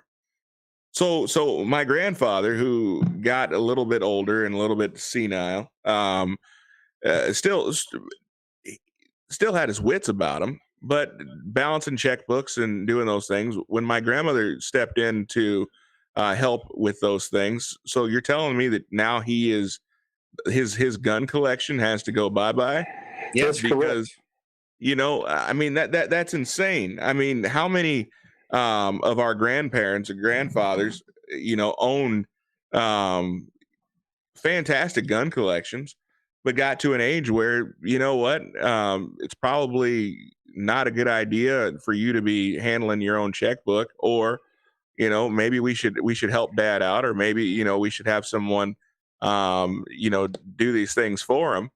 Well, here's the real problem with this, right? Because while what you're talking about is a serious problem, it is, but I guarantee you're going to find people who go, well, maybe if he's not cognizant enough to do what amounts to addition and subtraction, maybe you shouldn't have a gun. And that's going to sound reasonable to a lot of people, right? And then let me just hand out to you that this is the mental health road, right? That's what it is. It's the beginning. It's an attempt to do it without a lot of pushback. Well, keep in mind that, what is it? Something like 50% of the United States is on SSRIs. So effectively, you just said 100 million people can't own guns, if that is the kind of method that you're going after this in, right? If you're going to say, if you have any mental difficulty of any variety, and it's if you ever have, can't own guns. Yeah, and that's the that's problem. like how many of us got cars repossessed or bankruptcies? I have a bankruptcy due to a business. I'm a felon right now under those set of restrictions. Exactly, right? And couldn't own guns. And this is the other thing, right? Is if you're bad with money, you can't own guns. Does that mean if you file for bankruptcy, you can't own a gun? Does that mean if you have seasonal affective disorder and 2 months out of the year, you feel a little bit more depressed because it's raining and you're a loser? Does that mean you can't own a gun? Does it mean if you, any number of veterans, and by the way, if you don't know, basically since the current wars began, the VA just diagnoses all of us with PTSD. All of us, every single one. If you were near a combat zone, you have PTSD. Every single one of us can't own a gun ever again. Anyone ever used any meds for any type of depression? Ever. Seriously. And at that point, are we going to start with things like, well, you bought melatonin over the counter because you couldn't sleep? Is that a good reason to make sure that you can't have a gun? I mean, on and on. There is no end to this. And I know everybody goes, yeah, but Dylan Roof, and he was a crazy person. Okay, Dylan Roof was a crazy person. That's nice. Oh, but the guy in Florida, he was a crazy person that had the cops called on him something like 50 times. I mean, seriously, if that was going to do it, they could have picked him up literally once. He would have been a felon, never could have owned a gun. But there's so much around this, and people just say things that, again, sound reasonable if you're not really balls deep into this, right? Because nobody read California's background check law. I did. And then, every gun owner I know basically called me up and went, Don, we know you read the law. What does it say? Well, the one that, and I know I've kept you guys a little longer than what I originally wanted to, but I appreciate you guys coming on, and I hope we've given some clarity. I know there's a few people watching that aren't quite positive who they're voting for, but I hope at least you've gotten an idea of where we're standing with these laws. The last, well, there's two I want to get to. The outlawing of online gun sales and online ammunition sales. absolutely insane to me. But you know, as impossible. I mean, in the current market, like everything's online.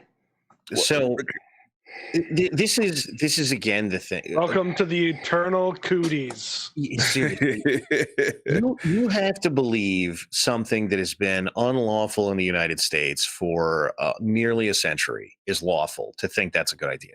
Which is to say, if you are that person sitting here watching this and you're like, yeah, but should someone really be able to go to Bud's gun shop, which nobody goes to anymore because they suck now, but should they be able to go to Bud's gun shop and buy a gun and have it mailed to their front door? If you think that is even possible, you are incorrect. If you mail parts of a gun, not a whole gun, if you mail a spring that the feds decide belongs in a firearm, they can make you a felon that fast.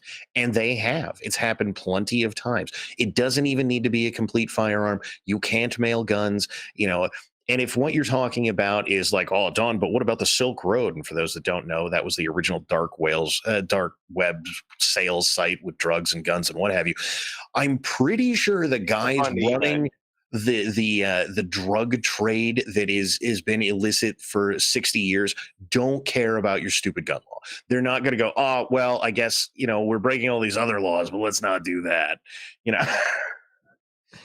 Absolutely. You know, it's frustrating to me because most of these things, if you're actually sitting there having honest dialogue, I believe that most sound-minded people would have an issue with it. I mean, we're not even talking about just guns here. We're talking about not being able to buy ammunition.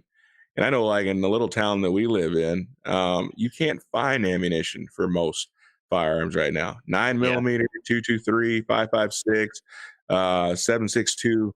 You 45, 38. 45. Everything's gone. Everything is gone, right? Everything's gone. But I mean, you think about all the businesses, places like Mid-America, you know, you mentioned Bud's, all these places that would go out of business, these businesses will be lost as a result of this type of legislation. The last one I want to get to, guys, is this one. This one, in my opinion, and you might have seen something that you felt was more serious, each of you guys, but this one right here really got under my crawl. Establish a new task force. So we're expanding government, right? Oh, yeah. Establish a new task force on online harassment and abuse to focus on the connection between mass shootings, online harassment, wait for it, extremism, and violence against women. Yeah, you're done. Right? So there's not a one among us that would not be considered by someone an extremist. In fact, now Rusty has ruined it for the rest of us because he called us all extremists. Thank you very much. Let's be real here. There's a reason that I'm the only one here. Some of us extremists at the beginning. So, that was before we went live. You know it. That was when he was playing devil's advocate. The thing about this, for those of you who think that this might sound vaguely reasonable, New York is already doing this. And it doesn't get talked about very much, and it hasn't since it initially happened. But quite literally, the way that this worked is that in New York, you got to go get a license to get a gun. And you have to go to a sheriff and a what have you, right? Or it depends, but you have to go to some government official. And they said, you have to submit all of your social media to us, right? And if you don't have any, they don't believe you. So you better go create some and then post something that they find acceptable and then come back and go, here's my social media, because they don't believe that people don't have social media. But they go through your social media, and if you have posted memes that they find distasteful, that is reason to deny you the ability to buy a gun. And again, there's a reason I'm not using other countries, because people, you know, if I said this about the UK, where that is true, you know, people would go, well, that's the UK, Don. This is New York State doing it in this country right now. I mean, the UK arrested a man for making a bug joke. I lost my social media passwords in a boating accident. But this is insane to think that we are going to grow government in order to have them. I mean, I'm just going to read this real quick. As president, Joe Biden will convene a national task force with federal agencies, state leaders, advocates, law enforcement, and technology experts you're gonna use Jack and the old geek from Facebook, right? Yeah. The Zuck. The Zuck, experts to study rampant online sexual harassment, stalking, and threats, including revenge porn, deep fakes, and connections between this harassment, mass shootings, extremism, and violence against women. The task force will be charged with developing cutting-edge strategies and recommendations for how federal and state governments, social media companies, schools, and other public and private entities can tackle this unique challenge. The task force will consider platform accountability, transparent reporting requirements for incidents of harassment and response, and best practices. I mean, this is insane. They are going to use your First Amendment against you in order to keep you from exercising your Second Amendment. If you tell That sounds like an anti-incel task force to me. Really, if they're looking for an answer, the answer is state-mandated girlfriends. State-mandated wives. I mean, I'm married. I'm good. Watch out, Paul. They're coming for you. Well, This is the thing, though. This is the thing, though. Is what does deepfakes mean? Exactly. Now that sounds like a stupid statement, but Carpe Donktum of Twitter fame. Well, Carpe Donktum of Twitter fame, right? When he pastes Joe Biden's or Hillary Clinton's or anybody else on the left's face over something that is obviously a meme, you already see the technical experts of the world being like, this is manipulated media. You can't trust this. Like, yes, I can see the pixels. I am truly shocked that Joe Biden was not the bad guy in The Patriot. I just Well, here's so the thing, in other words, this show is going to be in deep trouble. oh yeah. Q, you sound very like just taken aback by this, but look at the world we're in right now. Okay, school children are having the police called on them by teachers because of Nerf guns on a wall. Yes, that's the world we live in. That's the we live this already. This is nothing new. They're just putting people in uniform, probably brown ones, to do the bidding now. Only the shirts, though. It'll be fine. He did not say that. Oh my god! Where do you find these people, Q? Same place I found you, man. They find me. Game recognized game, brother. Game recognized game, brother. They're going to attach all of these things to red flag laws. They're going to put together a task force strictly based on all of those things and attach them to red flag laws. And it also states clearly on his website, they're going to reduce the stockpiling. They're going to limit the amount of weapons you have. Yeah, I mean, and ammo. If I own a pistol, a rifle, and a shotgun, is that all I'm allowed? Yes. Yeah. I mean, I can't. And how many bullets can I have for each one? Well, this is a thing that happens in California. You're not allowed to have more than 1,000 rounds. That's correct. Right? Yes. And I got that in just 22. You know what I mean? Which is truly amazing because they still sell bricks of 1,000, right? Of 22 in California. I buy 1,022 rounds for a plinking weekend. Oh yeah, absolutely. And this is the other thing that people who don't use guns don't understand. When I don't get to go shooting as often as I would like. So when I go shooting, I'm there for like 6 hours, right? Absolutely. My hand, when I'm driving home, this hand is over like hanging off the steering wheel because like it's tired. And this is the thing is if you love shooting, whatever it is that you do that you enjoy, right? You love video games. Okay, you play video games for 6-8 hours when you can, right? Got it. Cool. I don't know, you go drinking. Do you go to a party for 15 minutes and leave? No, you don't. You stay there all night, right? And for some reason, we are expected to believe that people who love guns and firearms are going to go out and go, well, excuse me, Cletus, it's time to shoot our 20 rounds this month, and then go home. And that's not how it works, right?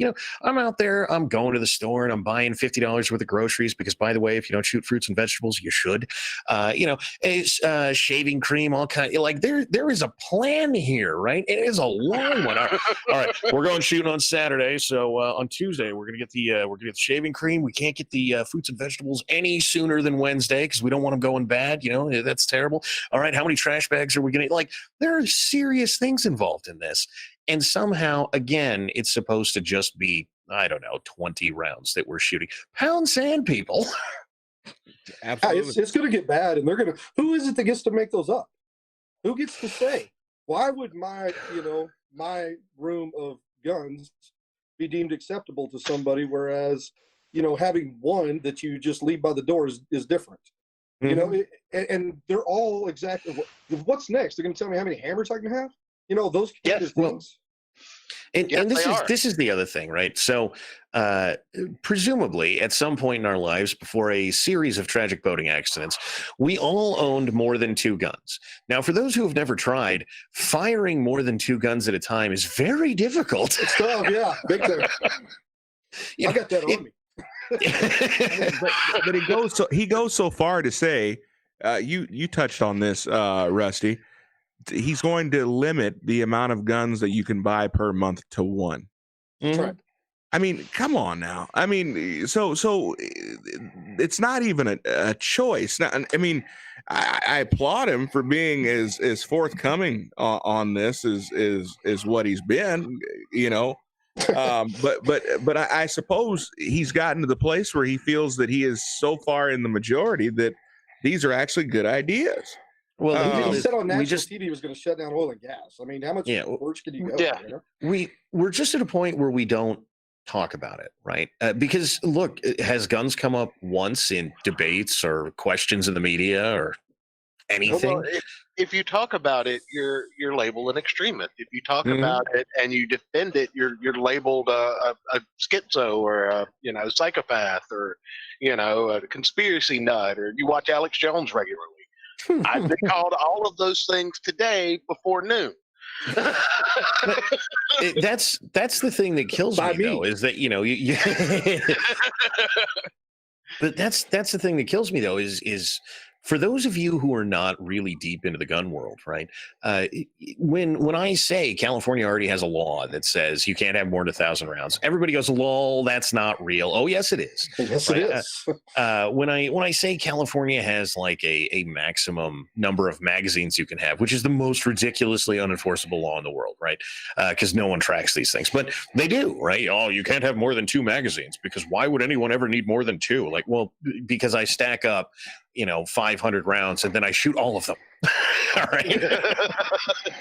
I like putting lots of holes in lots of things. Exactly. And again, you think Halloween and pumpkin carving's fun? Try it with an AR-15. Facts. Facts. Well, here's something that is a reality. Here's something that's a reality.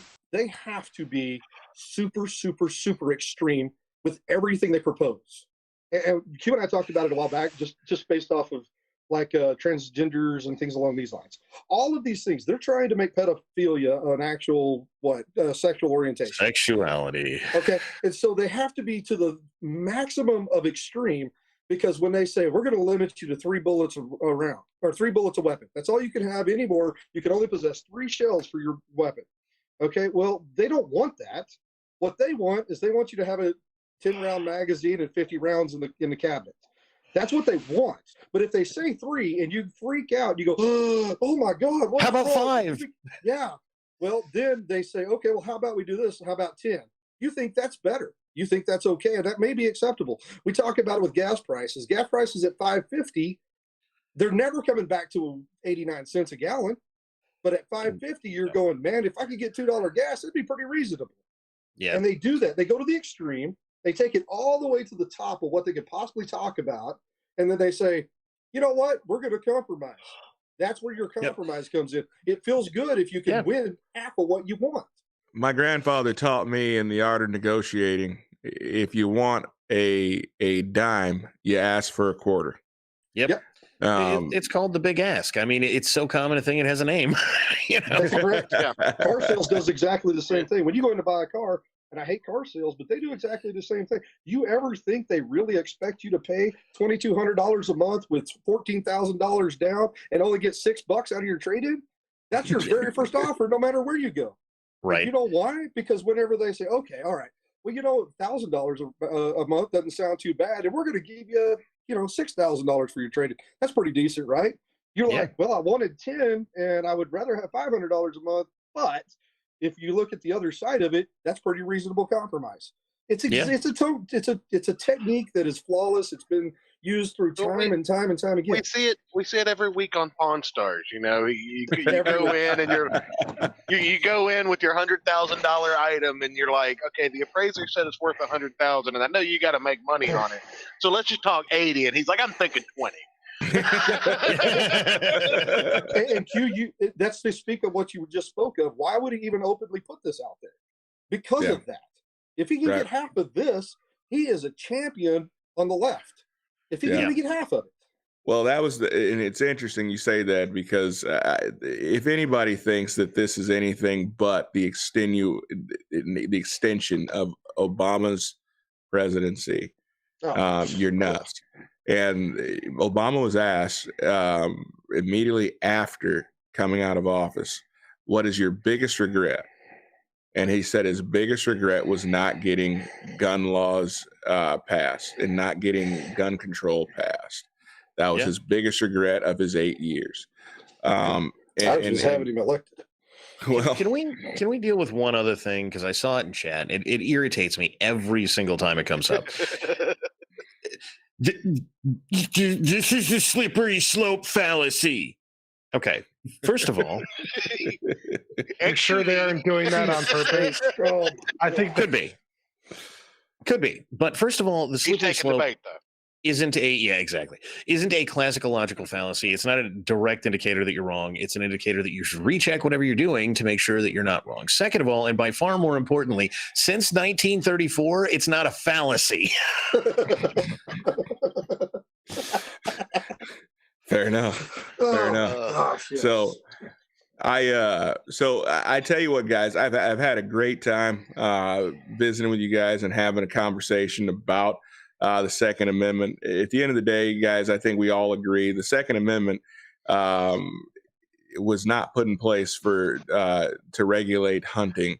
The Second Amendment was to ensure that our government always serves in our best interest, and that we could protect ourselves against all enemies, both foreign and domestic.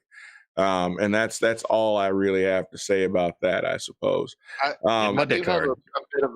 do have a bit of a closing statement on that goes in that same vein, and it's something that a lot of people don't think about. We've all seen the meme, if the revolution comes, the right has it all day because we have the guns, right? Well, the problem with that logic is we don't want gun rights just for us. We want gun rights for the right and the left and the center and everyone else. Because if Trump really was a fascist, let's just go into the realm of absurdity, but if Trump really was a fascist and he really was trying to turn this into Nazi Germany, don't you want to be able to defend yourself? Yeah. I couldn't agree more. Absolutely. This is the problem that we have, is that this is not in any way a partisan debate. Somehow it's become partisan, and I don't understand why. This isn't a black and white deal. I am an American first. I want all Americans to exercise all of their constitutional rights, especially except the right to an attorney. Don't exercise that if you don't have to. Yeah. If you do, though, call Ricada. Or Don. I'm sure he's got a couple on standby.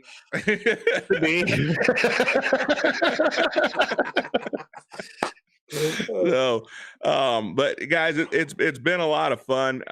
One of the things that I want to talk about and just for future show, there's been a whole lot of conversations had here recently about 50 Cent.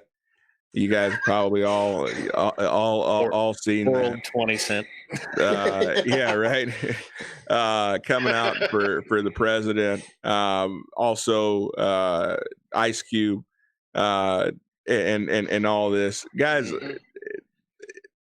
I have to say that the conservative movement is full of a bunch of idiots. You're not wrong. A bunch of idiots. When I start seeing memes going around with Ice Cube with a MAGA hat on, you guys are stupid. Absolutely stupid. You're not wrong.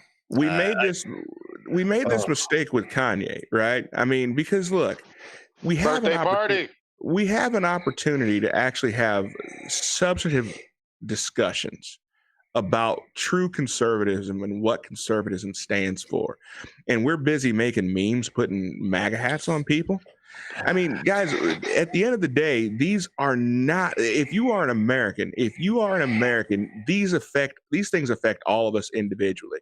Why are we not having a discussion about fiscal policies? Why are we not having a discussion about how important it is? Hey, if you live in a shithole neighborhood, if you live in North Minneapolis, or you live in Acres Home in Houston, Texas, if you live in these undesirable neighborhoods, yes, we want you to have the right to have a weapon. We want you to be able to protect your family. We want you to be able to protect your home and your stuff. I mean, these are things that go outside of color, outside of race, outside of anything else. These things are American issues. And that's the reason why I want to have these types of discussions. And I appreciate you guys coming on, but that's something I really, really want to talk about here this week, Soter. I want to talk about how we as conservatives spend way too much time chasing our tails and chasing issues as opposed to getting down to the meat of the issue. And it's a lot easier chasing issues. I get it. But if we're going to grow conservatism, we have to actually have real discussions and take advantage of opportunities like we see in front of us. Who can you have those with, Q? Who can you have those with? Thus far, the most productive conversation that I've been a part of in the last week has been this one. And there's nobody, which I'm sorry, Don, yeah, that's sad, but there's nobody outside of the people who agree with me that will sit down and have that conversation. The problem you run into is it's always going to be the acceptance of you're going to be wrong before we ever start. You know, yeah. You know what?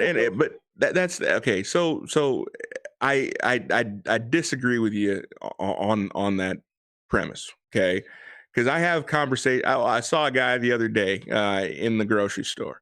And he's got a Biden hat on. I didn't even know they made those, but he has a Biden hat.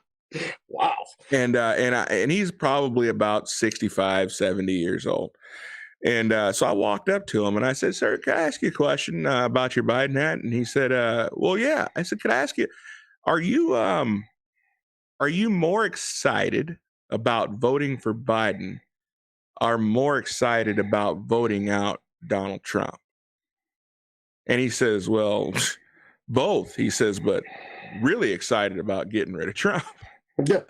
And I said, "Okay." I said, so what do you dislike about Trump so much?" And he went on to tell me about, well, you should know he's a racist, and the common things that people say. But we actually had a good conversation, and I asked him questions that were pointed to make him think. And he had to give me answers, and he wasn't ready for that. He was really not ready to give me answers and to answer what he believes. And I think that's where we go ahead. Take the lesson of that, right? Because if you talk to the left and you do what all of us want to do, and what all of us want to do is basically what I've been doing for most of this stream, right? So National Firearms Act, 1934, Hughes Amendment, 1987. We've been, the assault weapons ban of 94. And here's all the gun crime statistics that I've memorized since, 2004. so that I can hammer you to death with, what actually happened. The left has no interest in this, right? Ask them questions, because they're not very good at answering questions. And the only time that you'll gain any traction is, one, you better believe if any part of this conversation turns into screaming, turn around and walk away. But more importantly, if you want them to stop and think on it, you can't tell them, right? It's sort of like teaching kids. Your kid comes to you and he says, he's in the first grade, and he says, "Dad, what's 7 plus 15?" And you say, "Well," you either say 22 or, "Well, how do you figure it out?" Right. And if you say 22, your kid is dumber for the rest of his life. And if you say, "How do you figure it out?" your kid is smarter for the rest of his life. And I know that a lot of people get really offended when I make it so clear that way. "Oh, you should treat liberals as children." Yes. And that, I mean, look, it sounds dismissive and dickish, but how many people on the left wanted to hear anything I had to say tonight? And the answer is zero. Yeah.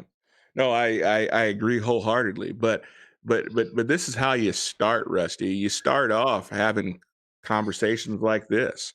Having conversations with people about take a liberal shooting, right? Yeah. Have conversations about the importance of guns, and most people wouldn't even know about what the NRA has done for Black communities, and what they've done in order to ensure that underserved communities and urban communities, that people are able to have arms and to bear arms in order to protect themselves and their community. Those are things that are, to be honest, that go past the right or the left, right? There's a lot of liberals that own guns. Well, I've done just that, Q. I've taken liberal shooting, and I've gone out hunting with people that never wanted to be there. And we talk about the guns and they're scared of things, and I've done that. I've taken, and I generally have 5 to, I don't know, 7 conversations a day with people who disagree with me. And I go out and I extend the opportunity. I ask questions. I ask pointed questions. Tell me this. Well, it doesn't matter when the facts don't make any difference to them. And that's what I run into time and time again. It doesn't matter about the facts. None of it does. None of it matters about the truth. What matters is their feelings. And I have to figure out how to break down that barrier to get where the facts make sense. You try to work logic with people who are illogical to begin with, and it doesn't matter. And this is what I've run into more so throughout my career, more so throughout the history of Facebook and everything else, is if it doesn't matter factually, how do you break it down to a logical response for those people to give you? So I'm going to do that dirty thing that YouTubers do when they've made videos about stuff, and I'm going to do it twice in one stream. So over on my channel, there is a playlist. What channel is that, Don? Plebeian Media on YouTube. It's a few other places, but that's the only place you're going to find the playlist. Say it again. And Plebeian Media. If you search Pleb Media, you'll probably find it. Will be in the description. Okay. Soter's a gangster. So there's a playlist over there that talks a lot about this, because I spend a lot of time on this sort of thing. And there's whole videos about emotional push, which is the kind of thing that you're talking about, right? These people are not having a rational conversation with you, because if they were, stats would matter, facts would matter, right? They are having an emotional conversation, and you're going to need to tailor your argument to an emotional point that they find relevant. Right. So if you're talking to a rape survivor, it might not be great to come out in the first 5 minutes and be like, you wouldn't have been raped if you had a gun. However, that general line of argumentation that, bad things happen to people, and I think you have some experience with that, and being able to defend yourself in that circumstance, you're probably going to want to softball that as much as humanly possible, but it is an emotional reaction that you're inciting, something where, because for a lot of people, they feel, everybody's felt powerless at some point in their life. And if at that point, violence was on the table, then if you could have enacted it because someone else was being violent to you, then you probably would have. And for a lot of these people, they feel powerless every day, all the time. And some part of that is that other people have guns and they feel powerless against it. And so, I mean, the rational answer to that is, well, then why don't you have a gun? But again, you're not dealing with a rational argument here, right? Yeah. So, I mean, there's a lot more to it, and I detail it a lot. I appreciate that, Don. I really do. And that just goes back to what Q was saying. Like I said, and we've talked about it offline, Q, about how you have those rational conversations. How do you get people to at least open up to the ideology of a full discussion about the things that matter, the issues? Hate Donald Trump, I don't care. Hate Biden, I don't care. Love both of them, it doesn't matter to me. When it comes down to it, the issues are really what should be deciding how we focus our support in the election. Bottom line, it has nothing to do with the man that's standing there on, interrupting each other on TV. What it has to do with, how are the issues that stack up behind those men, and what is going to happen in the long term for the future as we look at it as a whole. I'm a long-term looker, and I try to bring people to that point, and it's so hard to do that when it's all touchy-feely emotion bullcrap on one side, and it's logic, stats, and statistics, and fact, and truth on the other side, and you don't ever get it to blend, especially on a national stage, especially when the entirety of a platform is based off of the logic and the truth, and the other side's based off the emotion.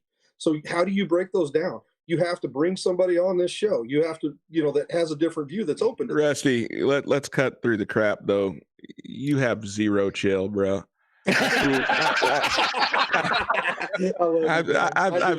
I've seen your interactions on social media. There's nothing nurturing about it. I love you, man. You're right. No, but I do agree. I understand. And I think it's finding those common grounds, finding those things that we do agree on. And like Don said, look, I just want people to have access to firearms, because I understand that there are a lot of people who fall victim to bad people, women, elderly, and I want them to be able to have the ability to protect themselves. I don't want them to have to rely on other people or rely on the police or in order to make sure that their family is safe. I mean, especially only Biden and Harris could, in the same year, advocate for defunding the police and getting rid of guns at the same time. Well, I can't figure it out. Everybody here been in a fight? I assume most of chat has at least been near a fight at some point in their life, seen a fight. Well, think for a moment about how long that fight lasted. And then 14 seconds. Stop and consider that the average police response time to violent crime in this country has been 2 minutes and 14 seconds for something like 30 or 40 years. It's not changing. It's not getting any shorter. The average police response time is 2 minutes and 14 seconds, which means for the fight that we were just discussing a moment ago, 2 minutes after somebody got beat down, all right? 2 full minutes. And that is an eternity when someone is beating the hell out of you, when someone is shooting at you, when someone is throwing rocks at you, when someone is running their car. And it is 2 minutes and 14 seconds is literally the rest of your life in some cases. That's not the time you want to be waiting for somebody to get there. Yeah, no, I agree. The old bumper sticker is when seconds count, the police are only minutes away, right? Yeah, 1911, faster than 911. I mean, yeah. Keep going, I'm reloading. Yeah. There's a lot of that, but guys, thank you guys so much for being on. Thank you guys for tuning into the show. Be sure to check out Don. Be on the lookout for Rusty. I'm looking forward to the show whenever he gets it going. It's going to be a whole lot of fun. Hey, church, I got to get out and I got to have some conversations with you. My son brought up some really obscure DC comic book questions, And you and I got to talk, man, because I couldn't answer his question, but I told him I know a guy who knows everything there is to know about comic books. And he told me, hey, you need to talk to him because I need to know about this. So, so yeah, we gotta have a talk. But yeah, be sure to check out Don's YouTube channel. Be sure to check out Gospel of Comics as well. Been on there. Gospel of Comics. Yeah, huh? YouTube.com/Gospel of Comics. There you go. I was on the show once, never got invited back. I'm not sure what I did wrong. That's actually not true. You've been invited back. You were busy. And then I was just like, I don't know. Oh, wait, he's doing his show the same time mine is now. No, but Church, great having you on. I appreciate it. Hey, for those of you guys that are out there, if you are not currently subscribed to the channel or you think you're subscribed to the channel, be sure to check that subscribe button. If it is not pressed, make sure you press it, subscribe. We've got some great stuff coming up. Don, we gotta get you back on. I really want to have that discussion with you on postmodernism. I think it is a topic, especially right now, that is fantastic. I enjoyed having the conversation with you on socialism, Fabian socialism, and just understanding that, man, this is nothing new. This is nothing new. It's been said that there's nothing new under the sun. This whole idea of gun confiscation is nothing new, and we would not be the first country to fight for our very lives as it pertains to our right to keep and bear arms. We're just one of the few that actually has a constitution that gives us that right. So we're not even the first in this country to fight for our lives to keep and bear arms. We fought a whole war over this once. Yeah, absolutely. So definitely look forward. We'll have to talk off air about when we can get in and have that conversation. But thank you guys for tuning in. You guys have a fantastic week, and we'll look forward to seeing you guys. Be on the lookout for the next episode, Out of the Darkness. But we will see you guys soon. Have a safe week. Goodbye. Thanks so much. Take care. Thanks, guys.